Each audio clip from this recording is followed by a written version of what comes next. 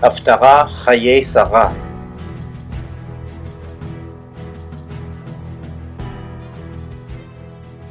King David grew old, the years took their toll, and he couldn't get warm even when they covered him with bedclothes.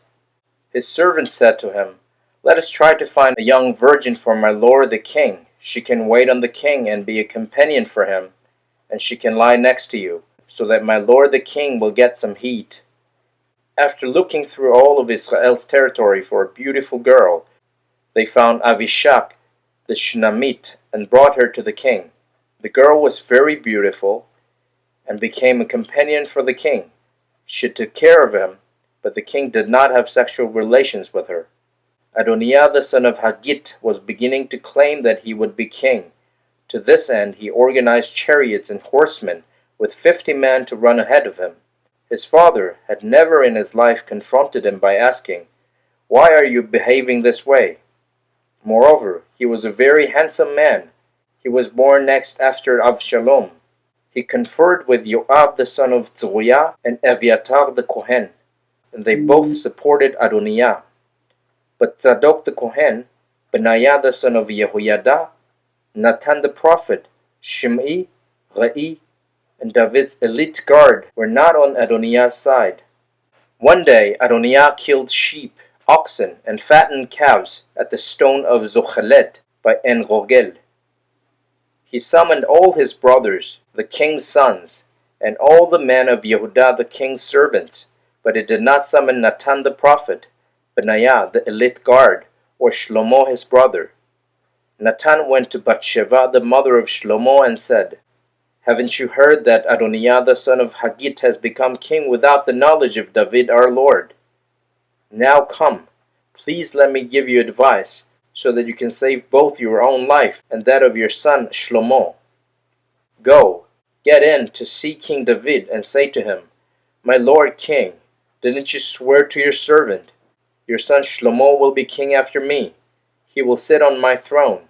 So why is Adoniah king?' Right then, while you're still talking with the king, I will also come in after you and confirm what you're saying." Bathsheba went into the king in his room. The king was very old.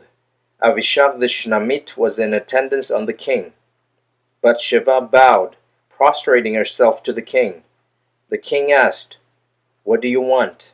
She answered him, "My lord, you swore by Adonai your God to your servant, 'Your son Shlomo will be king after me. He will sit on my throne.' But now, here is Adoniah ruling as king, and you, my lord the king, don't know anything about it. He has killed oxen, fattened calves, and sheep in great numbers, and he has summoned all the sons of the king, Eviatar the Kohen, and Yoav the commander of the army, but he didn't summon Shlomo your servant. As for you, my lord the king, all Israel is watching you. They are waiting for you to tell them who is to sit on the throne of my lord the king after him.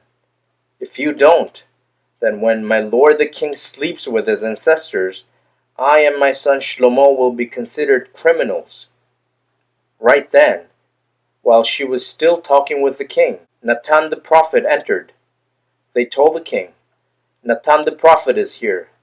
After coming into the king's presence, he prostrated himself before the king, with his face to the ground.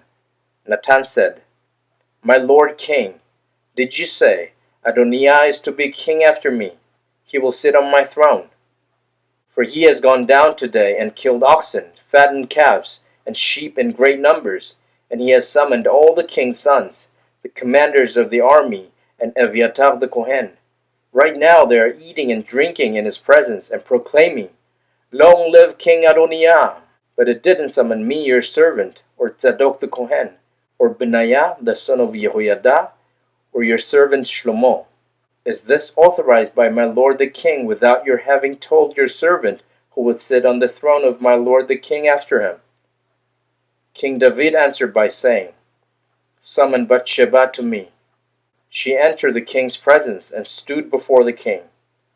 Then the king swore an oath, "As Adonai lives, who has delivered me from all adversity, as I swore to you by Adonai the God of Israel, your son Shlomo will be king after me. He will sit on my throne in my place. So will I do today." Bathsheba bowed with her face down to the ground, prostrating herself to the king, and said, "Let my lord King David live forever."